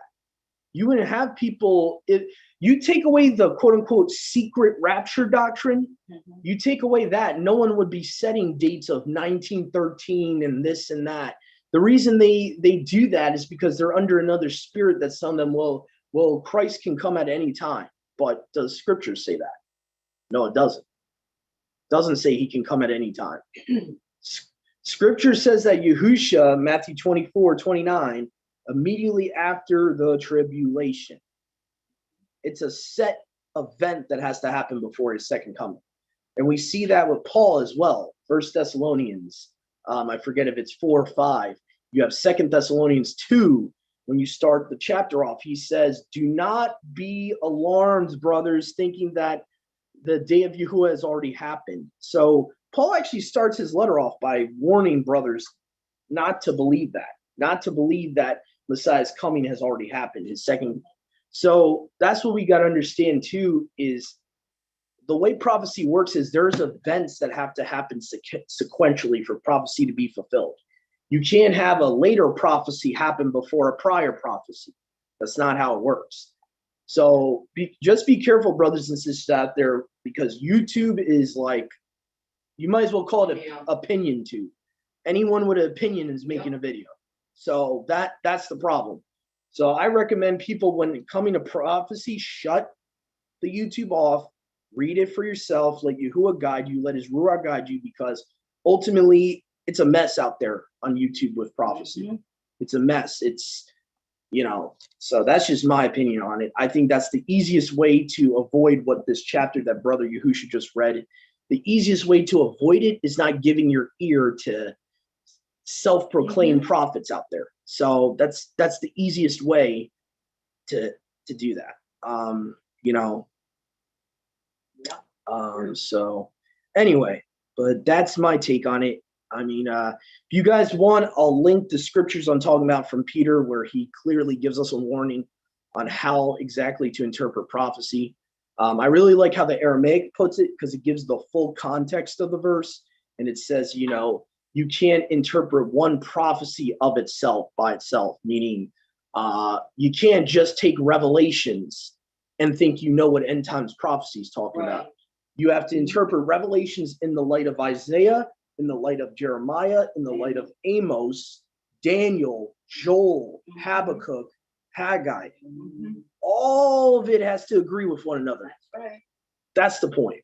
That's the point. And again, the previous prophets gave us what's supposed to happen. So if someone says, the Lord gave me a word, or Yahuwah gave me a word, and, and they say something that directly contradicts any books of prophecy in the Bible, we know that didn't come from Yahuwah. By default, it didn't. So that's just my, my admonition to brothers and sisters out there. Test what people say. Don't automatically accept what they're saying.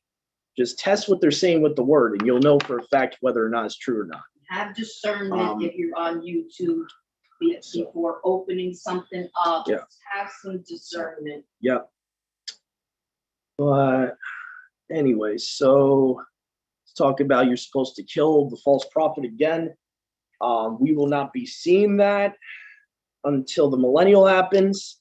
Again, we don't have a Torah-keeping government where we are physically, so we're not able to stone false prophets. It's a shame that, we're not in a Torah-keeping government, because I personally believe if we were able to do this lawfully the way it's commanded here, you would have a lot less heresies in the body of Messiah right now. But, we have to be patient and wait until the millennium, unfortunately. So, yeah.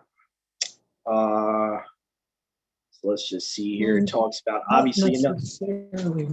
I think if we, because Yashar had, they had the law, they had the ability to stone, but did they? Yeah.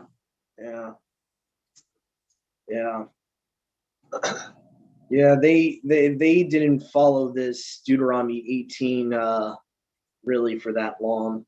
And then they started perverting it in the days of the Pharisees, where they would just stone to stone. They would just, they would not even care about waiting for 2 or 3 witnesses, and they would pervert it. That's why Yahusha, I believe that's why he wrote with his finger on the sand. He's kind of like, I heard one guy interpret it as, well, he's technically, in a weird way, he was trying to show the Pharisees that he was the original lawgiver by writing it in the sand like Right. that. And so they were trying to trip him up to get him to stone a woman that didn't have the man with her, and he's writing in the sand to basically hint at that. Yeah, I'm the one that originally gave the law.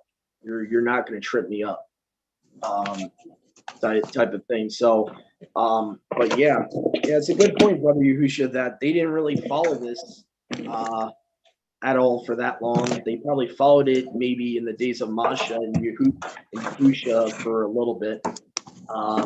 But once it got to the book of Judges, you'll really see like right away, boom, they from, I would say, from Deuteronomy to Judges, a very short period of time, and then just they just depart from it very quickly.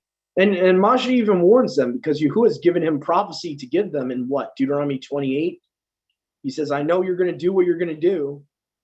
And even Deuteronomy 32, that psalm, within that psalm of Deuteronomy 32, it talks about that Yahuwah gave them the honey out of the rock and this and that, but they served other mighty ones. It even says that they sacrificed the devils, if I'm not mistaken. Let me look at that real quick while we're on this topic. What I don't like is how certain Masoretic text Bibles translate Deuteronomy 32 in verse 17. I'm not a fan of it, because they tend to make it look like that there's no such thing as other mighty ones because of their Christian background. So I'll show you what I'm talking about. Because obviously they don't have the understanding of the divine counsel and all that. So the Septuagint says in Deuteronomy 32:17, they sacrificed to devils and not to Elua, to mighty ones who they knew not. So it is calling them mighty ones. New and fresh came in, whom their fathers knew not. And obviously you can match that with Joshua, the book of Joshua, where in chapter 24, I believe, where he says, who are you going to serve? Are you going to serve these other mighty ones, or are you going to serve Yahuwah? But I'm not a fan of the way some Masoretic text-based Bibles will do it. Let's see if I can show you what I'm talking about here. Some of these modern Bibles will translate it very weirdly. New neighbors who had recently appeared. See, that's just one example there of a Christian biased translation. Yeah. So again, that's a whole nother topic of Christians not wanting to accept that there is other mighty ones. But anyway, because they misunderstand what Paul is saying when he talks about there's many lords and there's many mighty ones and all that. So, but anyway, we see here the portion of the priests here. This is the due of the priests, the things coming from the people, those who offer sacrifices, whether it be a calf or sheep. And again, this actually helps. This is another reference showing us Deuteronomy 16 cannot be talking about the Passover meal, because literally it says, from the people those who offer sacrifices, whether it be a calf or a sheep, calf, ox, same thing. So again, that kind of gives you a heads up of the context would be burnt offerings in Deuteronomy 16.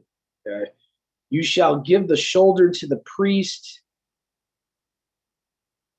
and the cheeks and the great intestine, first fruits of your grain. Now I forget if the Masoretic here says first fruits. I forget, because sometimes when the Septuagint will say first fruits, it will just say offerings, or it will be very vague. Let me just see here. Go on my shared screen here. Okay, so we're at Deuteronomy 18:4.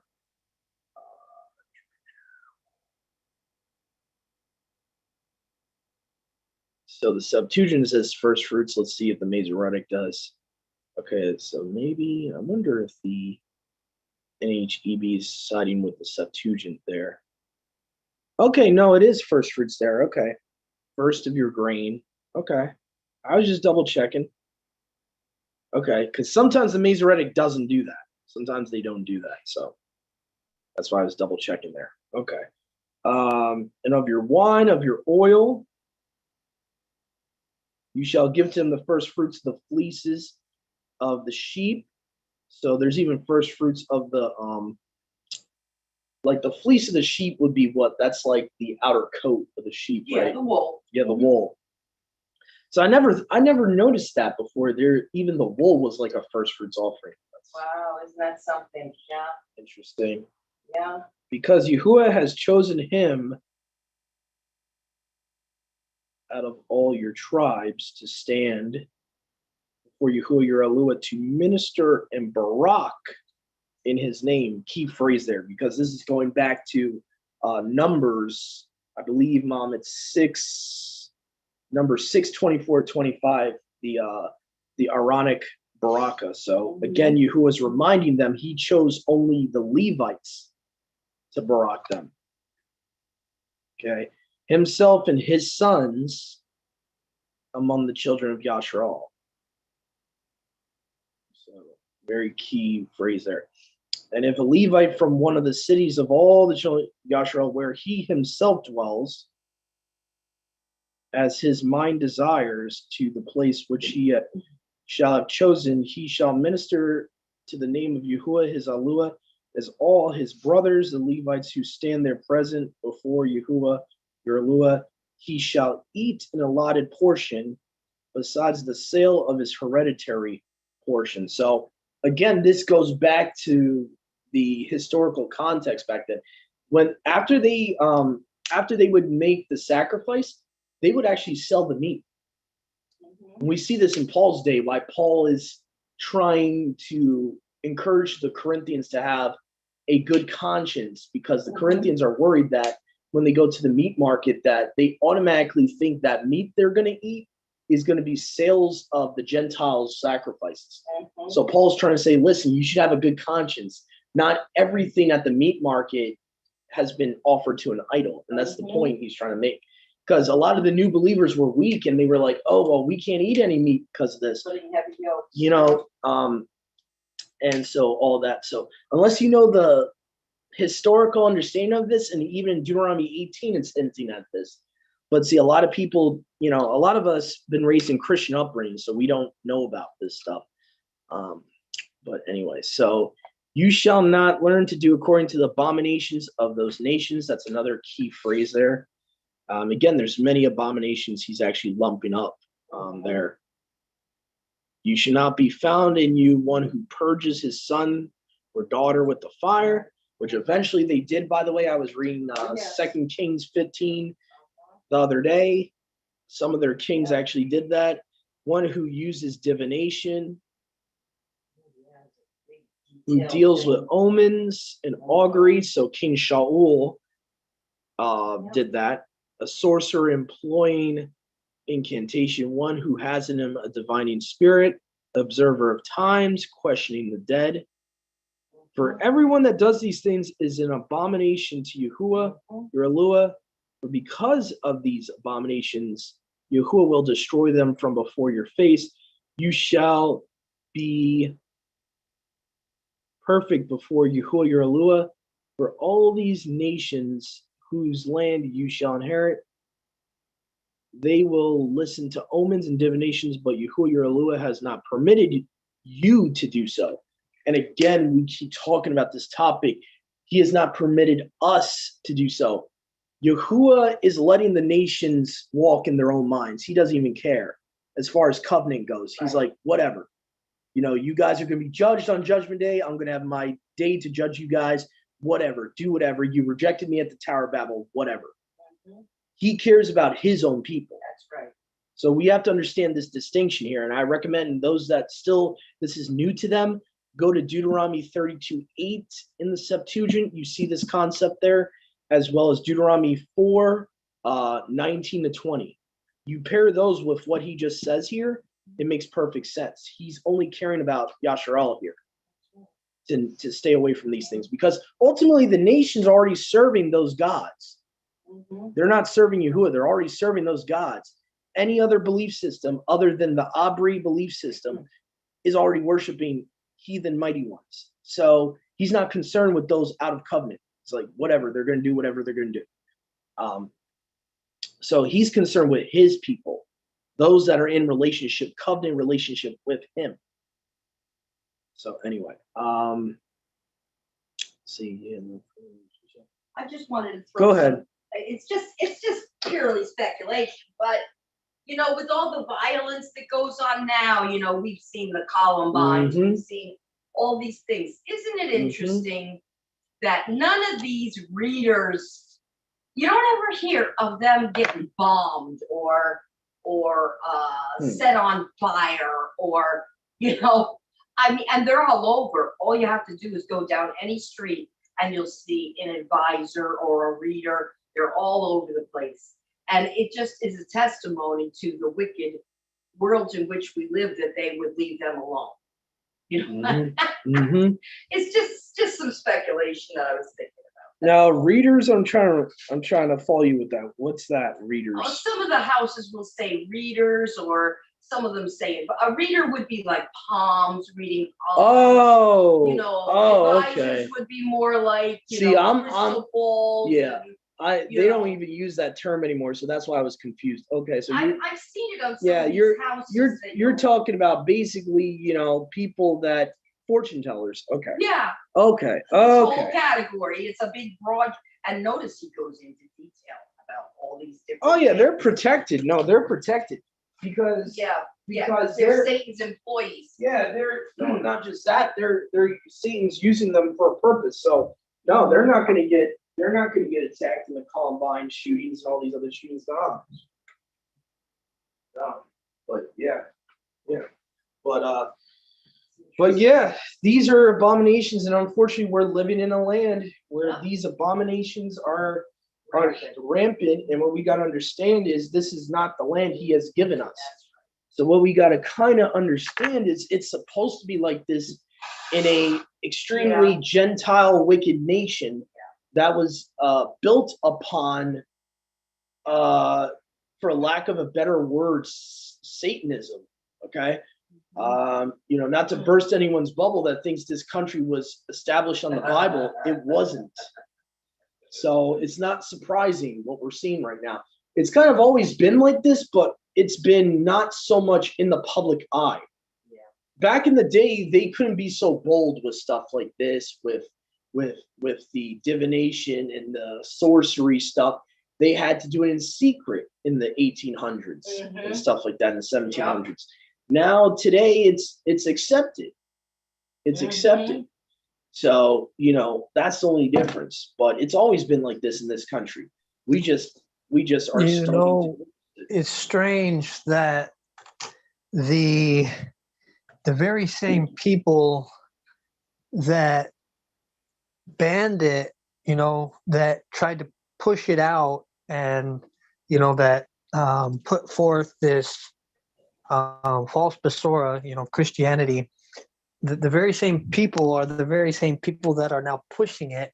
It's like they took it away only for a certain amount of time to be able to raise this image of JC and this Basora, and then they slowly reintroduced it, in a different way where people would receive it, and slowly, very, very cunning. Yeah, they waited until people were already Christianizing paganism. That's what they did. They waited until that happened, because back in the 1800s, that was even illegal in this country. So they had to first get that to happen. The Catholics had to come over here and get that happen, and get that to where everyone's celebrating Christmas, everyone's celebrating Easter, and all these festivals of the devil. And once they got that to where people are used to Christianizing everything, then you can Christianize Gnosticism. Then you can Christianize divination and the New Age. But like you said, they needed time to do that. The devil needed time to do that. So they were very slick on how they did that. They hid it long enough to where people were not paying attention to it, and they slowly introduced it around the 90s, or I would say 80s, 90s ish generation is when they really like started introducing that stuff back. The especially the New Age movement. The New Age movement in the 90s was getting popular, and all this like ancient alien stuff was getting popular. So they waited until they could really capitalize. Once they got people to start really believing that Yahuwah is not real and this and that, because I think they also wanted to wait. This is just my opinion on it. They also wanted to wait for the majority of this country to not even believe in the Bible anymore. When you do statistics, there's been statistics taken, like surveys have been taken about how many of the population of America that still believes in the Bible today as Yahuwah's literal word. Very few still believe that.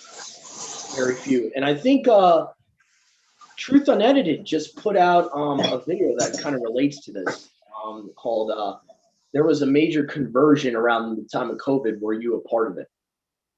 Talking about people, how many people gave up the Bible, and it talks about the video kind of went into the news about how many people stopped going to church, this and that, which I kind of disagree with his take on that, because I understand he's still struggling with differentiation between Christianity and this walk, but I understand he's starting to come out of that. But I would say that's not exactly a bad thing, people coming out of Christianity. I wouldn't say, I know a lot of people look at it that way because they've been raised to believe, the church is good and all that, yada, yada. But in layman's terms, I think Yahuwah is actually causing that. He's causing people to leave the church. He's causing people to get unindoctrinated and to actually start thinking for themselves. And so I don't think it was exactly a bad thing for that to happen during COVID, where droves of people were leaving Christianity. I actually think that's a good thing. I think that's a positive thing, because a lot of them, we don't know. Some of them, Yahuwah could be pulling into this walk. We don't know. We are thinking on our limited carnal minds. Yeah. We're not thinking in Yahuwah's mind. And, so we don't know. It's very possible Yahuwah actually caused that on purpose to get people out of that religion. And so, but, I understand people, they look at it as, oh, well, they're leaving the church and they're becoming heathens. Not all of them are. Some of them, yeah, a good amount of them are going back into heathen ways, but some of them are coming out of the source now and coming into this walk. So it's really a mix of both. But the premise of the video supposedly was that supposedly the conversion that is that more and more people are leaving the biblical faith and all that, which I can see his point of view, but I can't put everyone into one box like that, because there's many people in the past decade or so that have been leaving the church coming into this walk. So I can't exactly put it all in one box, like they're all going and following the devil. I can't exactly say that. So, but anyway, so I definitely think something since COVID has been happening, and something definitely has been happening to where either you're standing in your faith in Yahuwah or not. And that's what's really happening. People are being tested, people are being refined. And sometimes if there's nothing that can be refined, it gets consumed. Yeah. You can look at this like if you put wood in a fire, what happens, right? If you put gold in a fire or metal in a fire, what happens?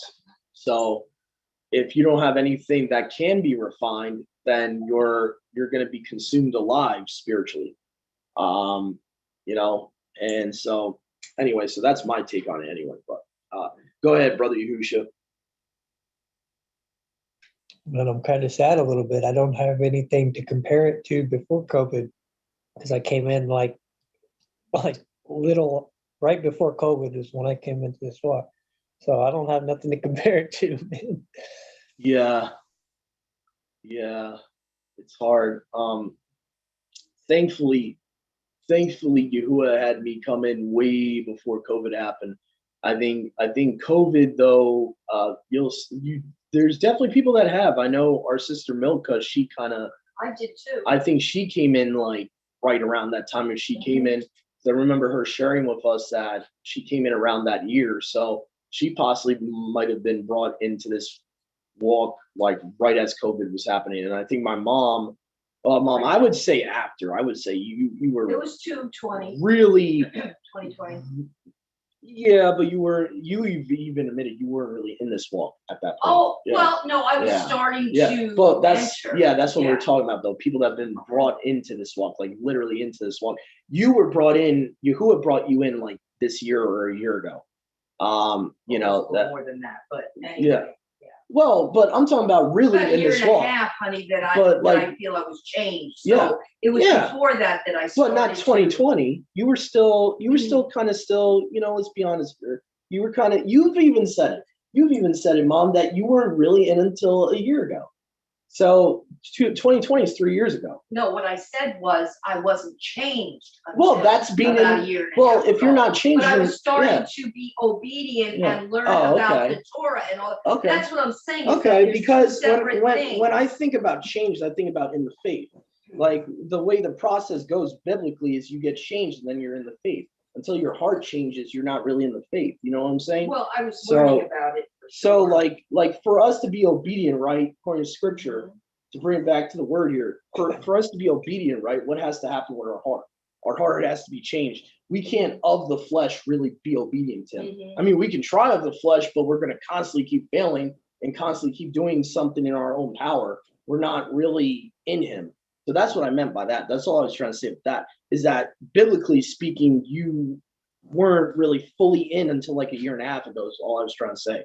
So that's not 2020. That would have been like 21, 22. But there are people that have been fully brought into the faith around that time in COVID. I don't know how many, but there was people definitely coming in. I even saw Yahuwah really starting to really even, try to pull Christians out even at that time to where people started thinking for themselves. They weren't, just depending on a pastor because you couldn't. At that time, you couldn't. Churches were being closed. Yeah. See, we don't look at things how Yahuwah looks at things. Mhm. Around that time, he was able to get churches closed. So now you're not doing the whole mama bird, baby bird thing. Now you got to read the word for yourself. So, I do think it was part of Yahuwah as well. That's all I'm trying to say. That's all I was trying to say there. But I think a lot of churches at that time were having online services. Only difference, though, I think you have a lot of people that. Hold on, let me walk to my room. yeah, That's what they I don't were know. doing. yeah, online, yeah. I don't want to wake. I don't know if Shelby's asleep or not. I don't want to wake her up. But so you had a lot of churches. I would imagine, especially with the mega churches, because they could finance to be able to do it. They were doing online services, but I think, and this is just an opinion, it's just a thought. I think a lot of people, the only reason they go, is to keep up appearances, and because they feel like they need to. So I would imagine that a lot of people, when they can no longer physically go, even though they had like online services, they probably just kind of slid off and either, fell away or they started looking into just other stuff, like scrolling, scrolling YouTube, like what's really going on. I don't know, just a thought. But I know that they definitely had, just because the sources were closed down, they definitely still had the means to be able to assemble with their sources online. Not everyone. I would imagine it was mostly just like I said, like the mega churches that had the money to be able to do so. But Yeah. There's definitely some crazy stuff though going around that time. A lot of people are being distracted with the whole COVID government thing. while there was stuff in Israel going on or around that time, people were not paying attention to. Like there was you actually had the what is it called? Supposedly it was for the first Passover in like since 70 AD. They actually they were killing a lamb um, at where their new temple was supposed to be built. So they had like the altar finished and everything, and they were actually literally killing a lamb, which they haven't done since 70 AD. So it was a big thing for their Passover for the state of Israel over there. A lot of people were not paying attention to that. They were more worried about what's happening here in America, and they weren't paying attention to that. But I think that was a little sign from Yahuwah, like, yeah, you guys better get on track. You don't have much time before you know the whole abomination desolation thing's going to happen. And really, if you think about it, that was only 3 years ago that they started doing that with that lamb. So you know, another couple of years, we could be seeing the Daniel 9:27 situation at some point. So you know, it was. I definitely think Yahuwah was kind of giving little partial fulfillments throughout that year to kind of get us to start paying attention. I noticed something that another shepherd in another ministry noticed was that the oil and the wine prophecy, when it talks about the four horsemen, right? Don't harm the oil or the wine. There was a certain point when COVID first happened, the price of oil and wine was not being affected. Like you could get gas for a normal price. You could get wine for a normal price. And I never noticed that until that was happening. And I was like, oh, wow. So I do think there was partial fulfillments even of that going on that people were not paying attention to. So to me, it's very interesting about that time, about what was happening, you know, around that time. But yeah, definitely. So, by the way, the stuff I referenced before, if you guys want proof of what I was saying about, you know, what spiritually this nation's founded on, I have some documentaries you guys can take a look at. I'll leave it in the description of this video of our study here today. So if you guys want to look into it, the real religion of the so-called founding fathers, I really recommend you guys take a look at that. Might shed some light to what we were just talking about. Either way, thank you guys for joining us, all the people on YouTube, all of our brothers and sisters out there. I hope you have a great rest of your Shabbat. Have a great rest of your Yahuwah's Sabbath day. And Yahuwah willing, see you next time. Shabbat Shalom. Shalom. Shabbat shalom.